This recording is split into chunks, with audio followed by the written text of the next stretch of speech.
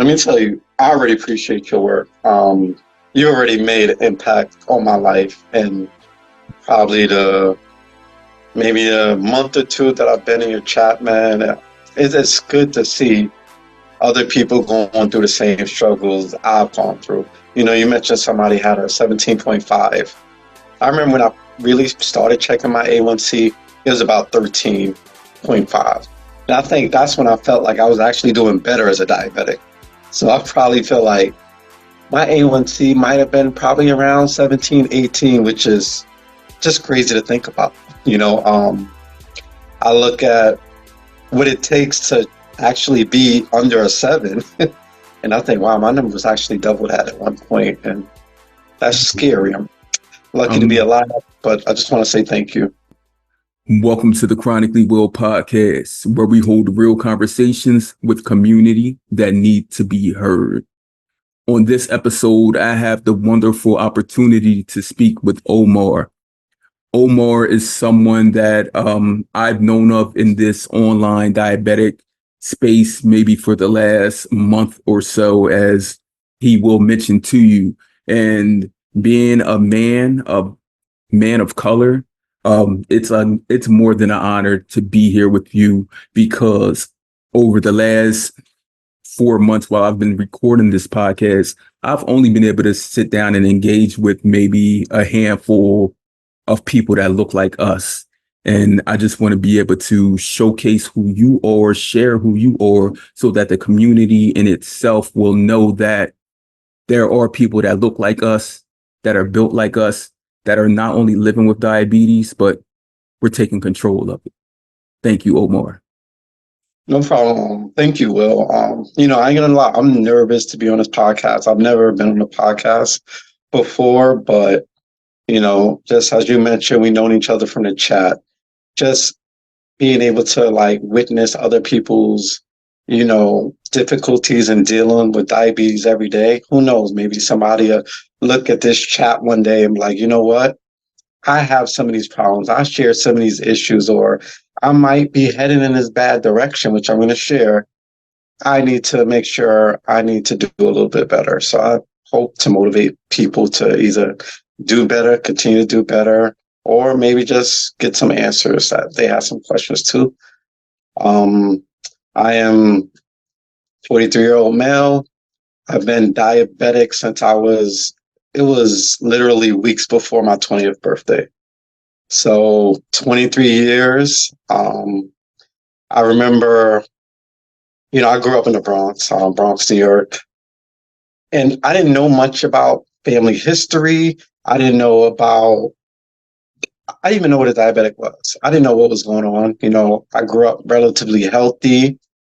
I was an athlete, played a lot of sports, baseball, basketball, football, whatever anybody was playing, I was playing. And then I noticed like my first year in college, I didn't play as many sports because I was focused on my school. And these weird things were just happening to me. I would get extremely thirsty. You know, no matter what I ate, I didn't want to eat the food. I remember going to McDonald's. I didn't want to eat the food. I just wanted to drink the large Sprite, because it just felt so good. Sunny Delight. I used to down Sunny Delight all the time. And, I didn't know this was one of the symptoms of diabetes, but, I was internally killing my body. I remember one day I was trying to walk up the hill to my apartment building and I was out of breath. You would think I ran a 10-mile marathon. That's how much I was out of breath. And I remember that was the first time in my life I ever admitted to anybody. I told my mother, I was like, I think I need an ambulance to come get me. Um, so I went to the doctor. They told me I was diagnosed with diabetes. I didn't even know what it was. I wasn't the best science student. I was like, what's diabetes? And they told me, oh, you have to inject yourself with insulin. This is back day before all the pods and all that other good stuff. And I hated needles. I was scared. I think everybody who's not a diabetic is probably scared of needles. The idea of you puncturing yourself with something just is scary. I didn't really. I think even hearing it, I didn't understand the ramifications of what it was actually going to be. I remember giving myself my first needle. It took about 30 minutes. My hands were shaking. Um, yeah, and I didn't want to do it. I honestly did not want to do it. I remember, which sounds crazy to me now, going days without giving myself insulin. Um, and I think 2 years after being diagnosed, still in college, the day of finals, I had a DK. What is it, DKA? Diabetic And ended up, ketoacidosis. yes, and ended up in the hospital again. And that's when I first started making little changes, but it wasn't enough. Um, Knowing that for many years, as you said, that, I mean, you felt as though you didn't even take care of your diabetes. Just know that being who you are, being in the skin you are, the mind you are, that you did take care of it, because I can see you today. You can see me. yes, You may have been but lacking the education, but you did what you could to stay alive. it's funny you mentioned I can see you today. You know, I feel like it took me a lot longer, unfortunately, to really get a handle of diabetes. I feel like growing up where I grew up, I didn't really have adequate health care. Um, growing up in the hood, you get a doctor's appointment, it'd be about 30 people in the waiting room. You'd be there about 6 hours. It was frustrating to me. You get to the doctor, he tell you don't eat sugar. That'd be his way of telling you how to be a good diabetic.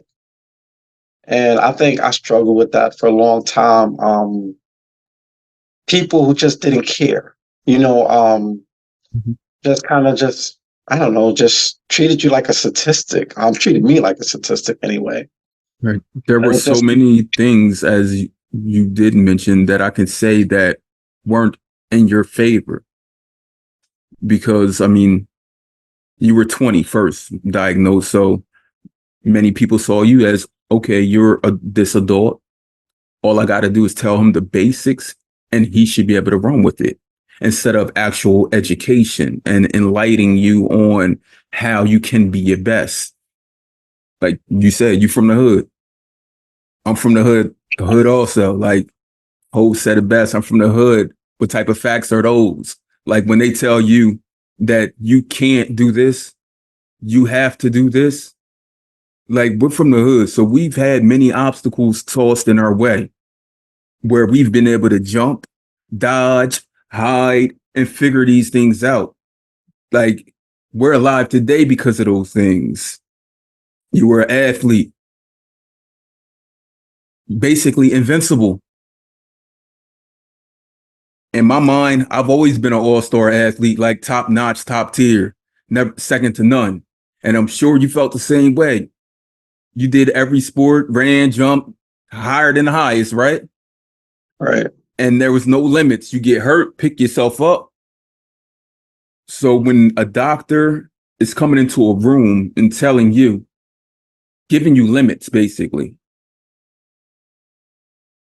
a first thought that many of us have, or that, okay, he's telling me I have to take this insulin, but is he comparing me to other people that have to actually take insulin? Because I've been prescribed other medications and told I had to take them, where I may have taken like 1 or 2 tablets and then got rid of it, and I was better. I was fine and strong.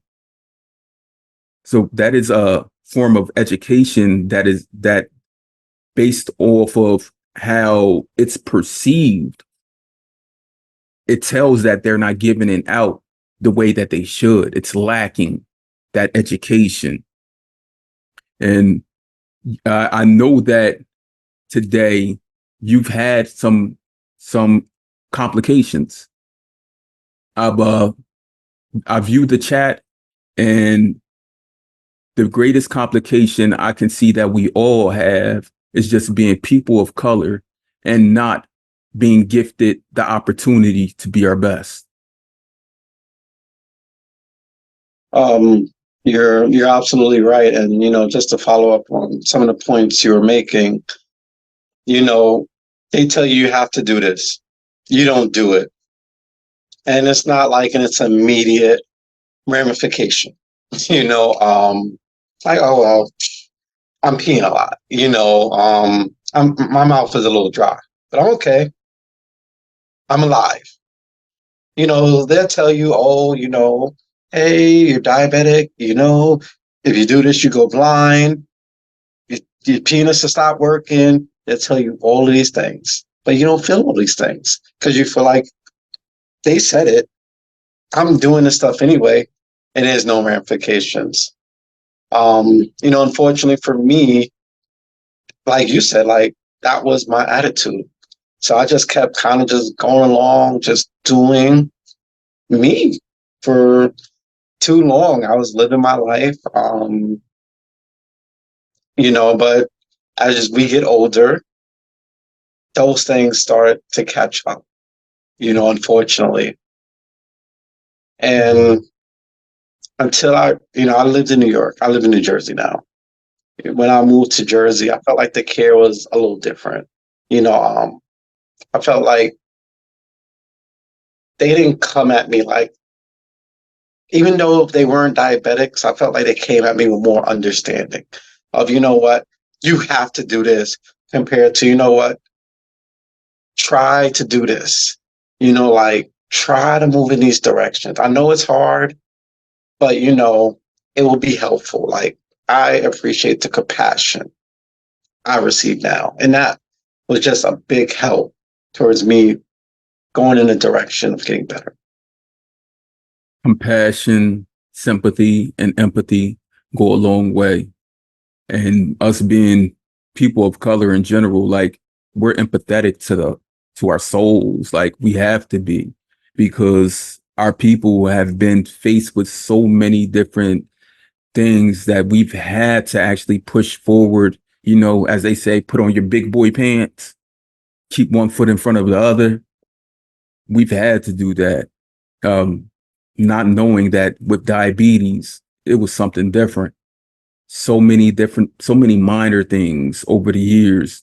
When you reflect and you think back about it, like, oh, that's because of diabetes. Like Mm-hmm. if you woke up one day and like your vision was a little off and blurry and you're steady trying to clear it out and nothing is clearing it out, but then all of a sudden you may see a floater and you're like, what's that? Because they don't actually give you the information on what it truly is.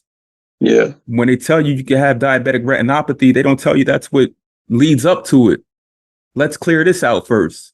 Like when you wake up and you're super exhausted and tired and you're like, it must just be like the way I slept or whatever.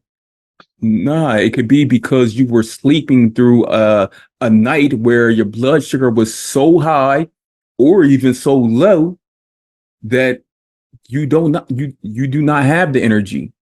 Your blood is almost acidic if you're going into DKA because you slept with that blood sugar above 250 throughout the entire night. Doctors don't tell us that. That's why it's so great that we're able to have communities today, because without the community and seeing how everyone has basically gone through at some point in their life, one of these trials, one of these tribulations, is letting us know that we're not the only one. Yeah. I know you mentioned some of my issues. I definitely want to talk about them because, people should know. I went through the whole diabetic retinopathy cycle. Trying to think, even though I was diabetic, I worked a lot. It's funny, like diabetes is the most convenient disease out there. You're trying to work, you're trying to make it for yourself, you're trying to grind. Even today, I deal with a little bit of, you know, sometimes like, oh man, I eat, get back to work. Oops, I forgot to do this. I forgot to do that. And I think when I was younger, I did that a lot. I'd eat, I'd be out there working. Um, and I remember I was doing Amazon delivery during the pandemic, and my eyes was flashing these different colors. I was getting warnings from eye doctors. Oh, you should go see a retinopatist. You should go see a retinopatist. Like, I see you. Why do I need to go see them? you know, um, like you said, I think about these things now compared to when they were told to me, and I was ignoring them. And then once these things started happening, I remember it was Thanksgiving, um, Black Friday. I'm like, I got to see an eye doctor, and they told me like, oh, you need to see a retinopatist. And before I knew it, the retinopatist said, hey, you might go blind one day. I think he was being really nice to me because it happened a lot sooner than one day. One day seemed to be far in the future. But almost a week later, I lost sight in my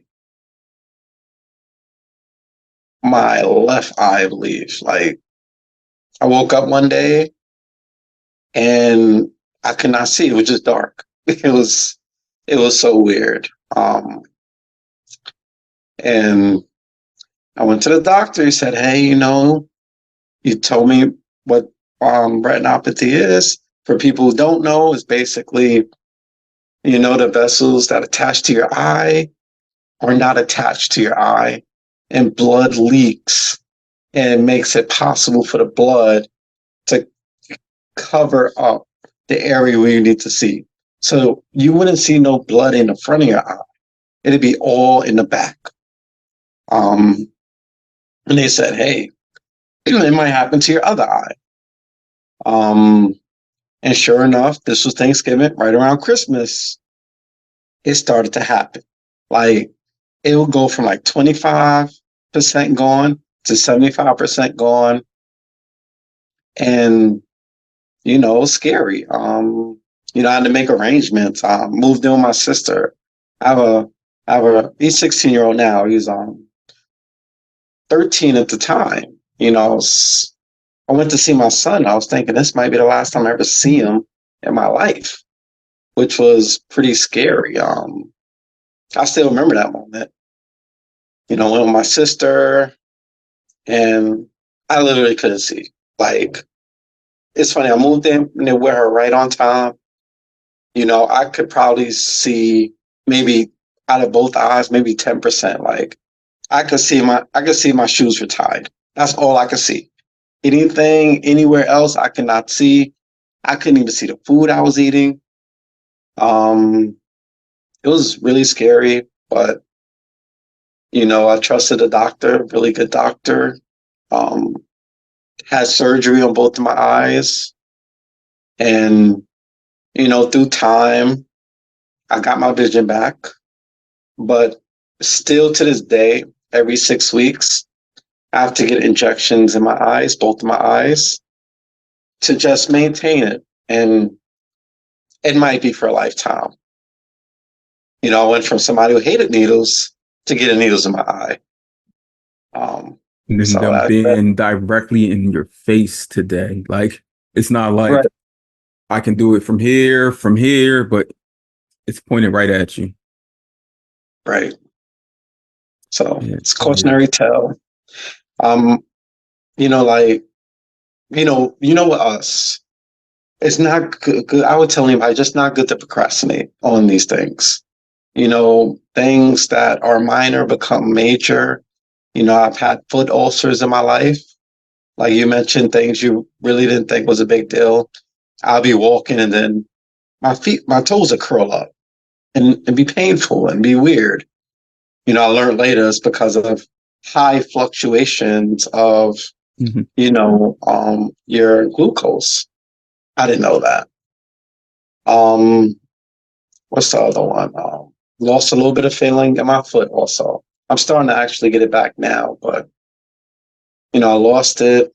Mild neuropathy. There you go. A little bit of neuropathy, yes. Yeah. But I'm still here today. Um, Look, so thank it's you. never too late. Also, like it's never too late. It's until it's the end. It's never too late. Don't never think, oh, because these things are happening to me, I should just give up. Keep fighting. You can get back on the right path. Keep keep letting them know. Keep fighting. We can never give up on this thing called life, because at any given moment, as we know how life can change, it can change for the better also. It can change once you learn and have more information.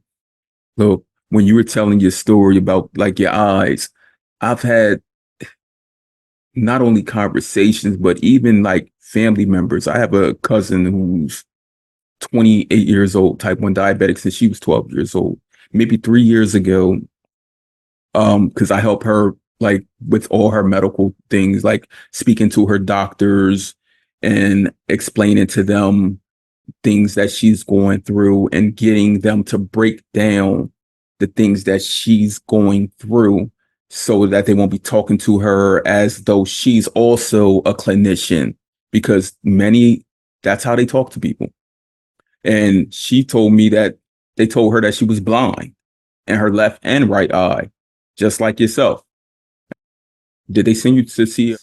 And did they actually do a full scan of your retina to see if they were detached, see if you had any clogs in your lens? And she was like, no. So I called and requested for her to get those scans the next day.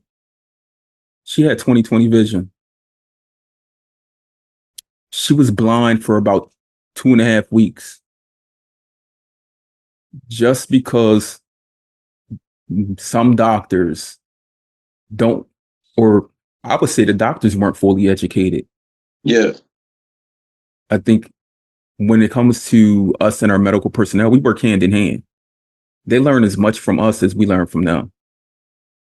And that's an agenda we got to keep push forward, never accept. We accept this diagnosis. We have to, but never accept that you can't be better. You can't do better, because you can. If your doctor says, oh, your A1C is a 8.0 and it's the best ever, and you're doing everything great, ask them, how can it be better?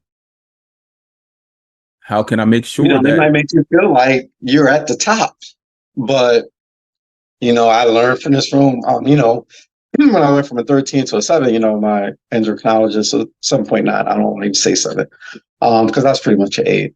Like, hey, you're doing excellently, but like, am I? Looking in the chat, like I could be doing better, you know. But they feel like, well, you're doing good enough. Sometimes good enough is not good enough. Right. And like you said, you used to work nonstop, right?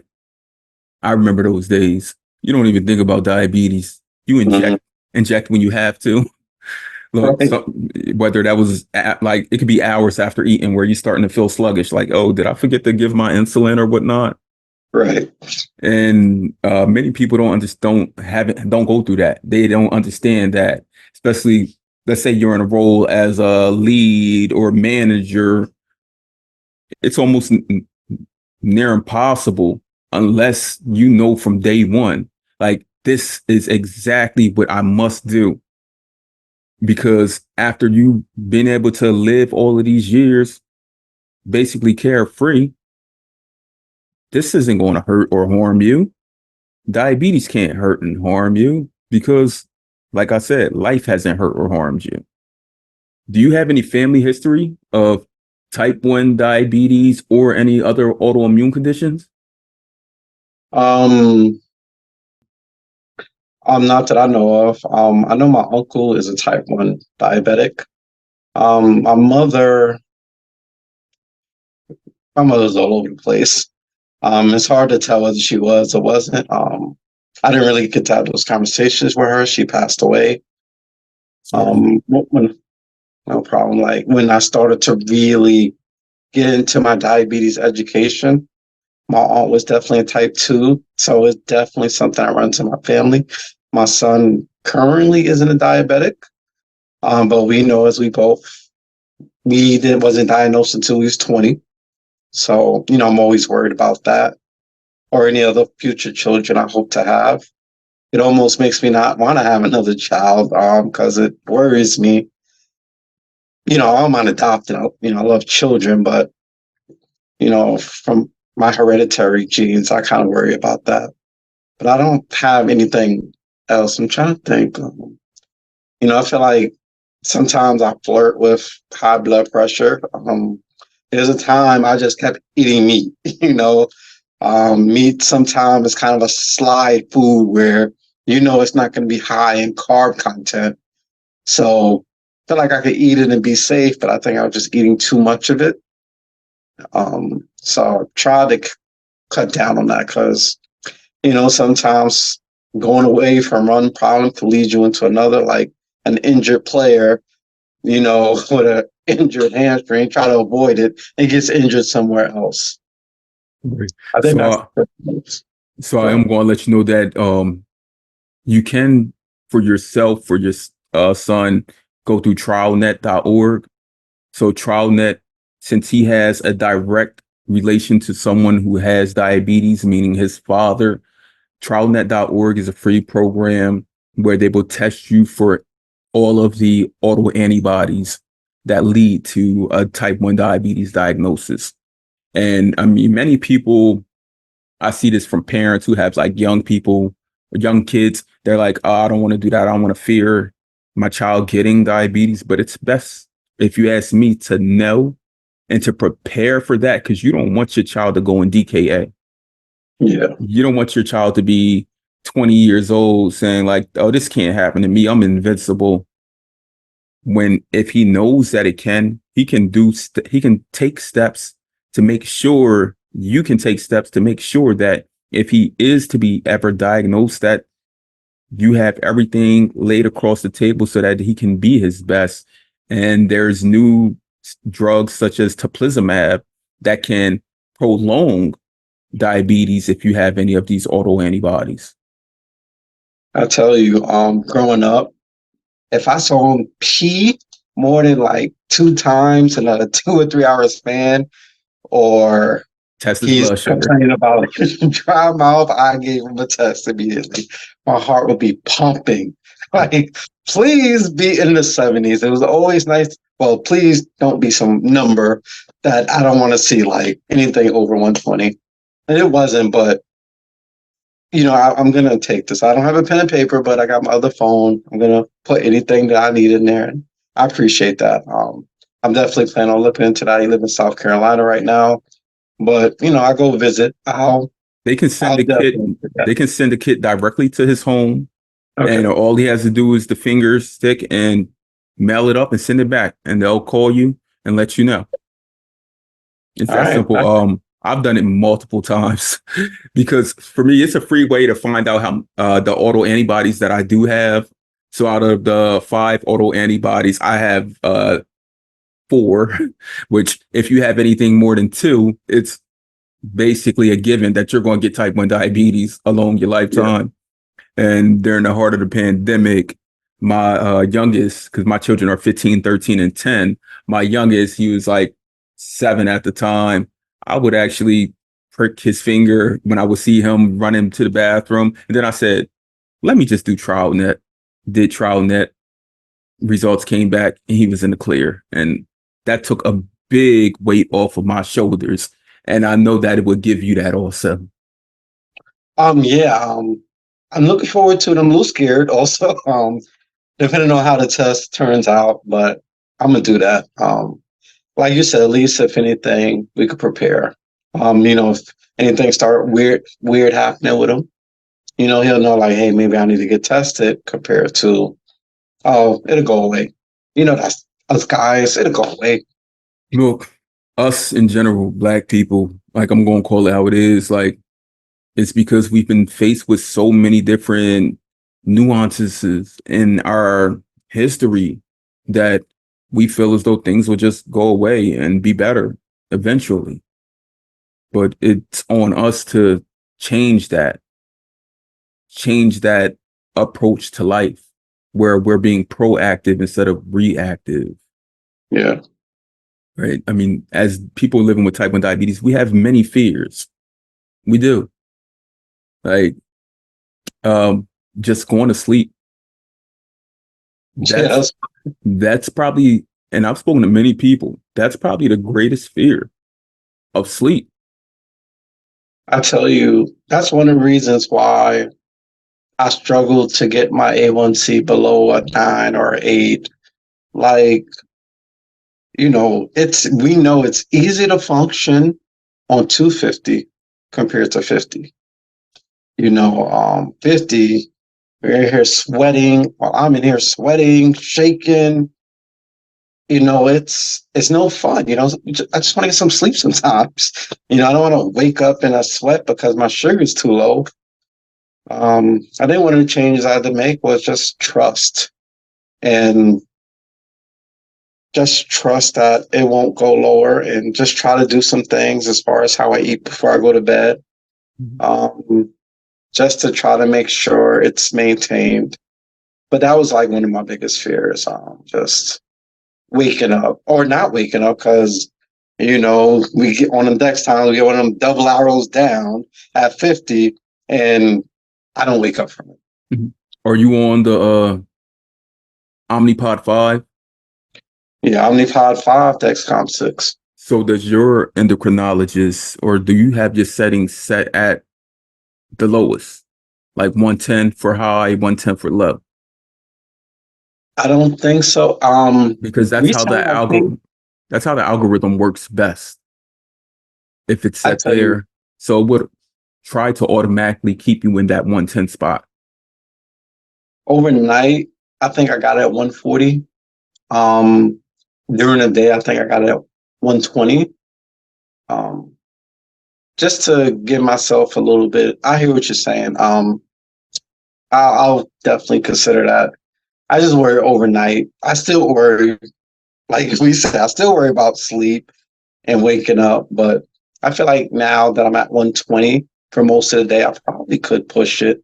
And hey, you at a 5.9, you telling me that, I got to appreciate the advice coming from somebody who, is where I'm hoping to be or get closer to. There's one more thing I want to get into, which, for men, I want to get into some of the sexual stuff. I already got it on my All list, right.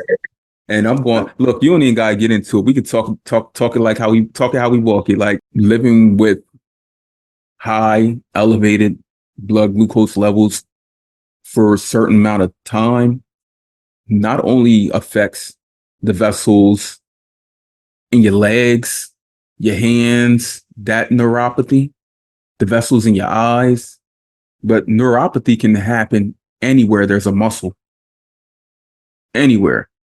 And with neuropathy, it actually triggers, it's a brain response. Like people think that neuropathy is run by the limbs and things, but it's the brain actually telling your body, like, you can't do that. It's stopping you. It's blocking you from doing certain things.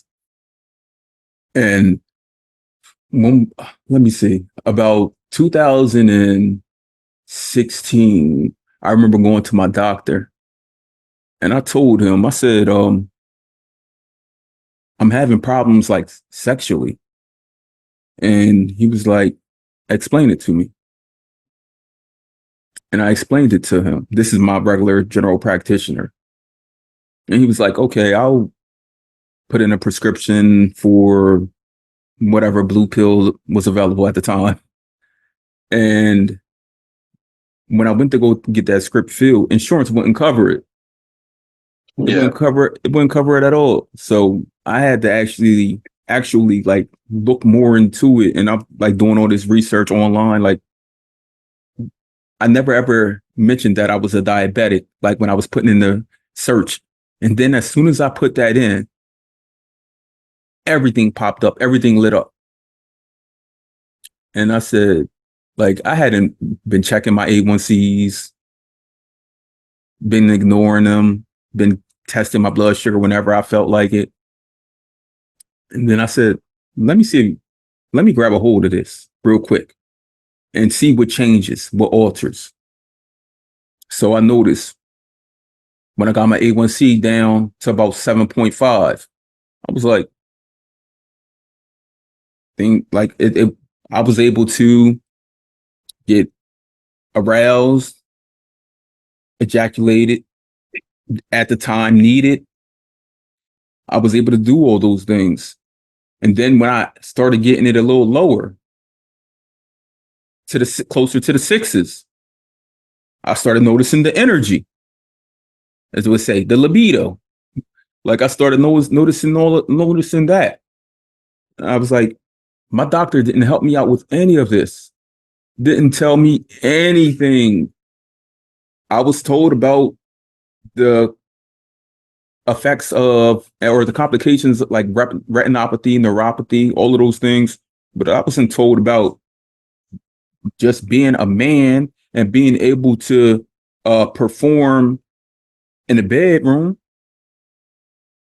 I don't know if it's because like that conversation in general has always been one that people try to hold back and not actually dive into, or if it's because as a person living with diabetes, they may have thought like they already got too much in their bag. But we know today it's better to have the information, to know, because from day one, if that's something that's on that list, Omar, at 20 years old, young college student like myself, if that's on the list, that's going to jump in front of everything else. I don't know. For me, people have always warned me about it. Oh, this might happen, this might happen. But I think as a young knucklehead, I'm like, well, I'm still able to do this. So that's not me. I'm good. I'm all right. And then I forgot what age.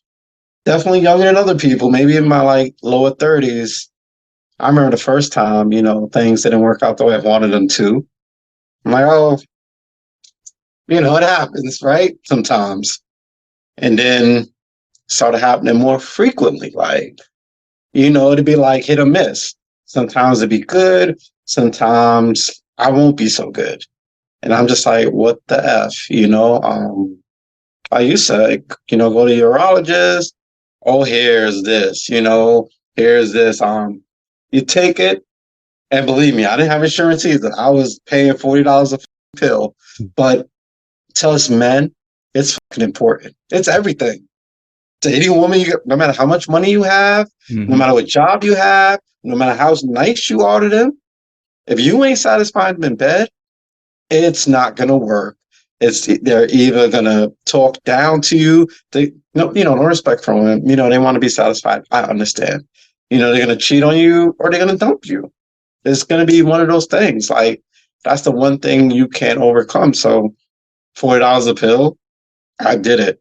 That was working, but then it didn't work as good, you know, and that sucked. I had to go to urologists and figure out other ways to try to get some of this stuff done.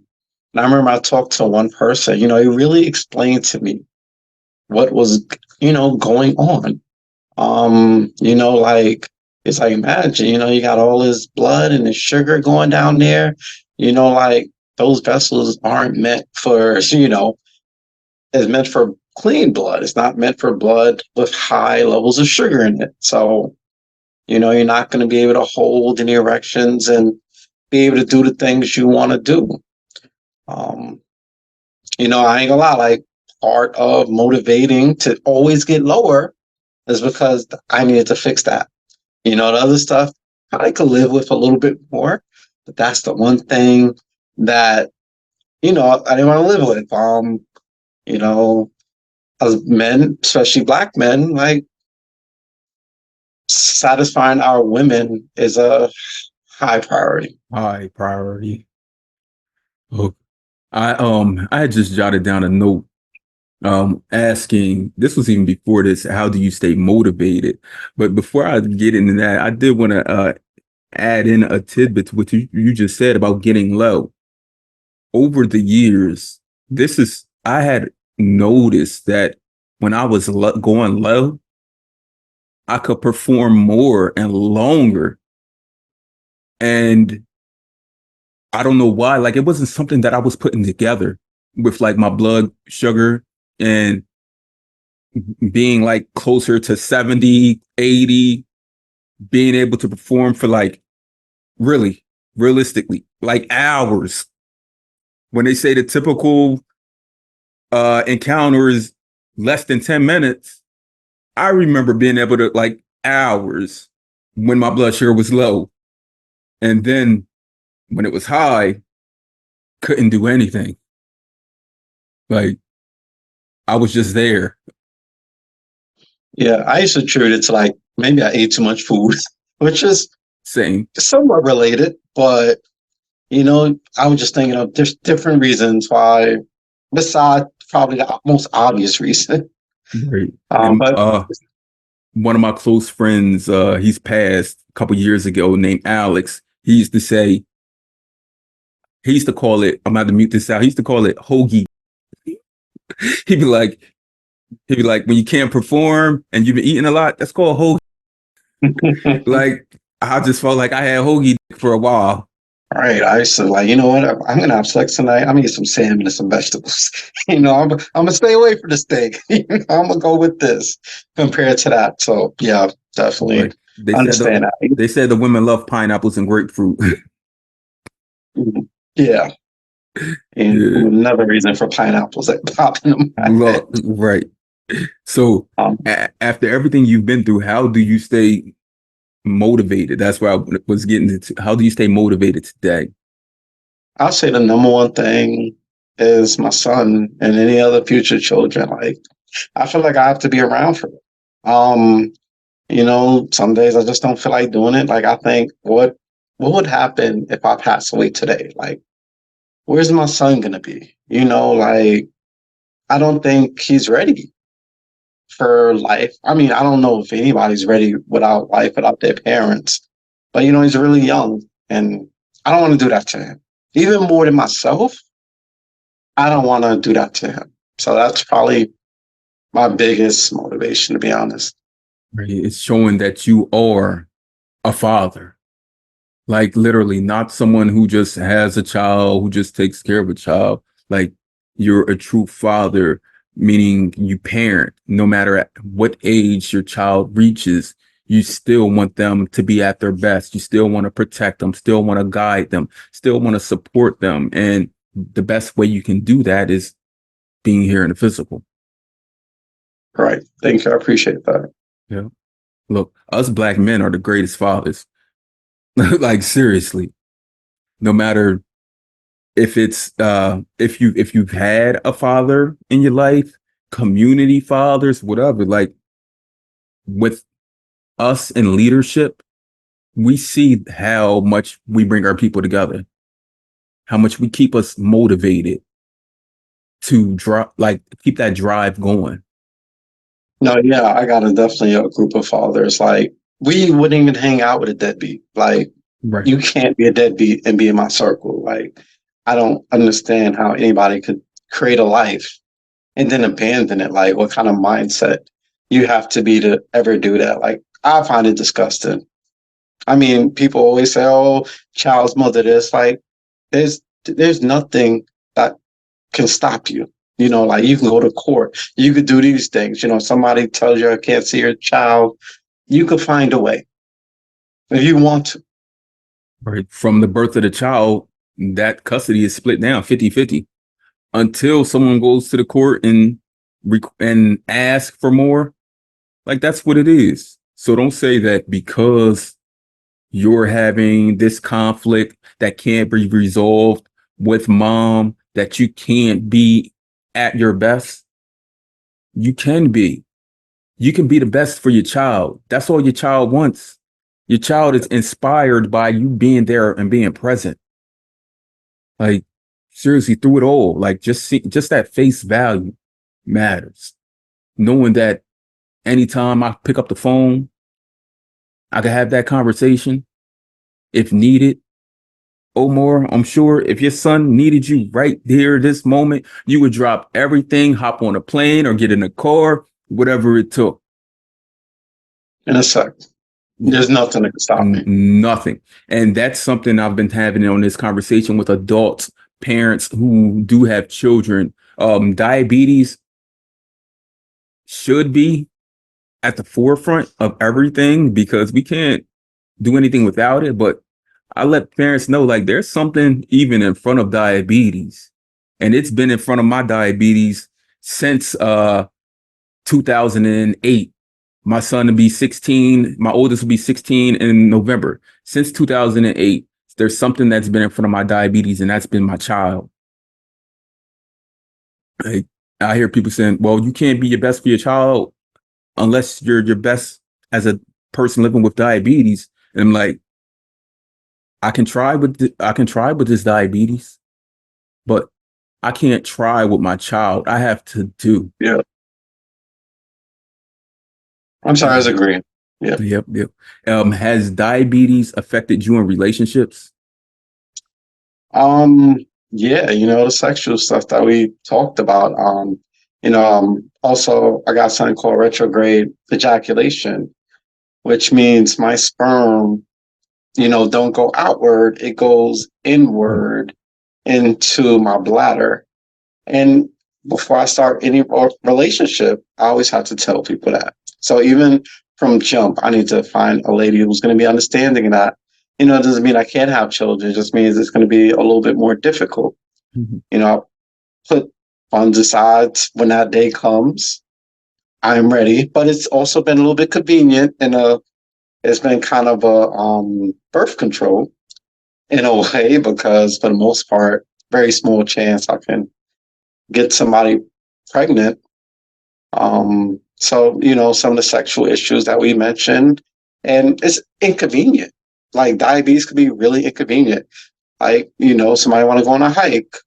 Oh, I got to make sure I got all these snacks and everything. Um, when I wasn't as in much control and before, Dexcom and stuff, we'll be doing something and I'd have to stop because I could feel my sugar getting low. That had to be annoying to people. And just for a funny one, I remember I dated a deaf girl and she broke up with me because she said she didn't want her kids to be diabetic. I'm like, you're deaf. Like, I don't want my kids to be deaf, but I'm hanging around, still trying to make this thing work. So yeah, definitely, it's definitely a concern. Um, Anybody have kids with me, hereditary, they're worried if it's going to pass on to their child.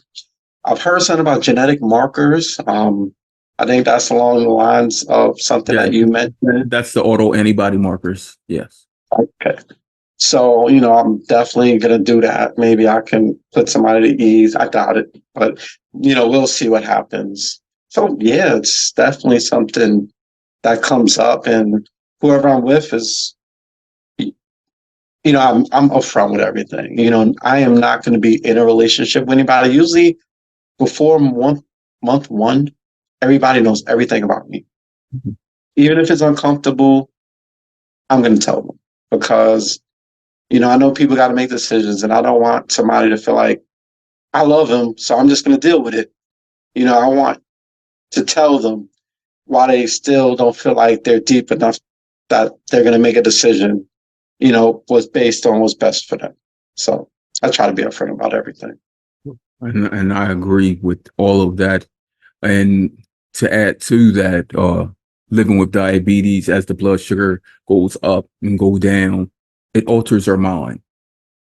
So we can't focus fully with high blood sugars or low blood sugar.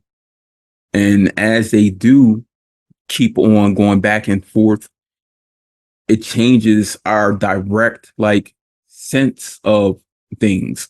Like we can't focus unless we've been able to focus with our blood sugar at that higher level for a certain amount of time. But as soon as it drops, it shifts. And that's something our significant others or people we're in relationships with something we have to share with them. Because if not, it'll just be a surprise. They'll just think, well, we're having mood swings, mood Yeah. shifts. And then that will turn into a whole nother thing. Like, if you get your blood sugar under control, then blah, blah, blah. Like, you wouldn't be acting like this. And then I'm saying, like, is something wrong with your blood sugar? The way you acting? Right. Like, like, Your blood sugar must be low. right, You right, acting right, crazy. right. No, nobody wants to hear that. No Yeah. one, like, yeah, at all. Yeah, diabetes does affect relationships. I remember, so me and my wife, we've been married now for almost 11 years, even though like our oldest is 16. But I remember Yes. thank you, good brother, appreciate you. I remember our first conversation on the phone. I told her, I said, there's something I need to tell you, like right now. I can't wait. And she was like, what? And I was like, I'm a type 1 diabetic. And she was like, okay. And from that moment, I knew that things would be okay because Yeah. she wasn't like, oh, diabetes. You know how people hear diabetes because of media. Media's influence is impactful. And media tells us diabetes means bad, stay away, eat too. You know how many times I've heard in my life, "Oh, you're diabetic"? That means it don't work right. Oh, I was like, wow. I've never heard that one. yeah. I guess it's a new age. Like, bro, like, never mind. Mhm. Go about your business. Right. Because you already put me like 1 foot under. Like, just go Hmm. about your business. Right. Right. Instead of them asking themselves or thinking of, like, how can we together overcome this? How can I help him be at his best? Because he wants me at my best. I mean, that's a part of life.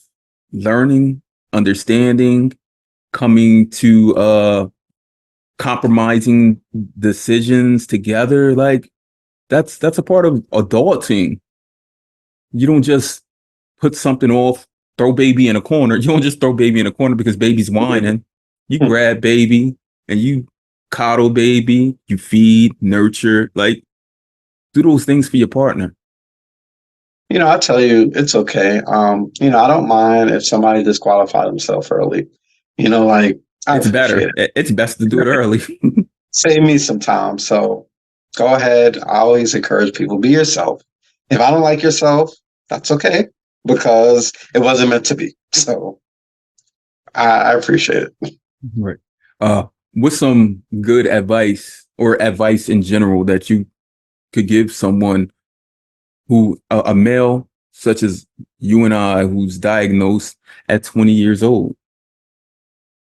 Um, don't procrastinate. Like if you feel something is not normal, talk to somebody about it. If you feel like, I know we have doctors, but if you don't feel comfortable telling them certain things, maybe get a different doctor. Or if you're not getting the care you feel like you need, get a different doctor. Don't feel like you have to put up with anything. You know, be okay to move on because it's gonna be helpful to yourself in the long run. Like, this is the one time you could be a little selfish in a way. Um, yeah, so don't procrastinate. You feel something isn't working or still feel something not right. Don't feel like, or even the medication, I'm on the Omnipod, I'm on the Dexcom. I'll tell you real quick, hopefully not. One of my doctors prescribed me, this is why they're not my doctor anymore, as a type 1 diabetic, prescribed me Ozempic and Traceba as a mix. And I definitely feel like things started going really left. And I didn't question them. I knew I didn't feel great about it, but I just went with it because that's my doctor and they know better. But I think, like we explained earlier, just because they're a doctor, don't mean they always know better. Hey, there might be a B- doctor out there who just got past medical school, and even with us, I went to college. I don't remember every single thing, and I'm an accountant. I don't remember every single thing as an accountant that I learned coming up. I learned what I do on a day-to-day basis. So don't be scared to change. Right. Every If that's day, it. every day is a learning process. With that whole Traceba and Ozempic, were you did you have insulin resistance? Because it can GLP-1s can help with insulin resistance. I just think the doc just freestyled it. You know, yeah, I guess he felt, I felt like the Tracebo was a good one. I think he felt like the Ozempic would help it a little bit more. He was trying to boost your insulin, Right. like But what he you didn't like give you were a me, video game. right. But what he didn't give me was the fast acting insulin. So I just had Tracebo and Ozempic, and I'm sure it was a roller coaster at times. He was treating you like you were a type 2 diabetic. Right. He gave you that And basal because he knew that your fasting blood glucose levels were too high, and then he gave you the Ozempic, thinking that that will help reduce your insulin needs. right. And Just until I went to an endocrinologist, he actually recommended, I will give him credit for that. He recommended an excellent endocrinologist who I love. And she's been, just a captain of my turnaround. It just helped me a lot, and I get on my medication from her now, and not the doctor. uh, has diabetes in general, how has the community both helped you living with diabetes, and also has the community outside of diabetes, have you seen or had stigmas placed upon you? I mean, outside as I mean, I can't blame them because there was a time I was ignorant to diabetes, and a lot of people outside are. I always have to explain the difference between type 1 and type 2. I don't know how many times in my life I had a dollar for every time somebody said, "Oh, you're diabetic. Here's some orange juice." That shouldn't be too bad. I'm like, "Are you trying to kill me?" But they don't know any better. Um, they think orange is healthy, fruit healthy, but there's sugar content and that stuff. Or, oh, hey, I got an uncle's a diabetic. He got his leg cut off. Or they can't see or stuff like that. And it just like, it almost make me not want to tell somebody I'm a diabetic because I don't want to hear these, not now, but maybe like 5 or 10 years ago. Like, I don't want to keep hearing these stories about how people are failing with diabetes. Like, I didn't drink alcohol. Oh, my uncle's a diabetic. He drinks a lot of alcohol, but he can't see out of one eye. Like, I don't know. It's like forcing conversation. Diabetic community, the chat has helped a lot. Um, Definitely. Just I feel like it internally gives me stuff to research. Internally gives me stuff to look up. Because I may not know everything. My doctor may not introduce everything. But seeing people taking tandems or taking other different combinations to treat their diabetic needs has been helpful. And listening to their struggles, similar to struggles I've experienced, and just having somebody just discuss, struggles at dinner. Um, like, what the hell should I eat tonight? The minute of my blood sugar, you go there and it's all fried foods. Like, what I'm gonna do That tonight, man? look that high fat protein later on tonight is going to cause a rise. Things Right. that you don't know. Yeah, community. So the main reason that I did form this community is because looking at people like us living with and managing a chronic health condition that is type 1 diabetes, I wanted us to be able to just learn more, because we know when we sit down at the table with each other, we can have a conversation about anything. Like, our conversations are limitless. Like, there's nothing that we can't bring up in a conversation, even though the girls form their own group on us. But I love that. I love that for them. Like, I've told Ronnie, like, I love that you did that. Listen, I can imagine there are things that they I deal know. with that we maybe not even need to see, but Mhm. things they're more comfortable talking about with each other. Yes. I understand that. And for us men, it wouldn't work the same for us. I know It that. wouldn't. It's And more of a that's one-on-one okay. thing.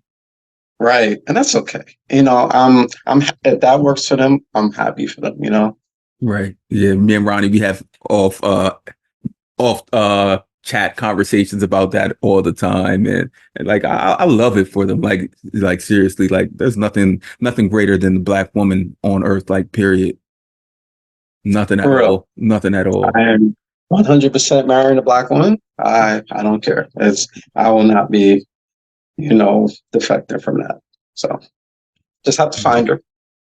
She'll find you. There you go. Yep. And she'll make sure you got your orange juice. Only my sugar look, though, Dave. look, Only look, my look, sugar. look.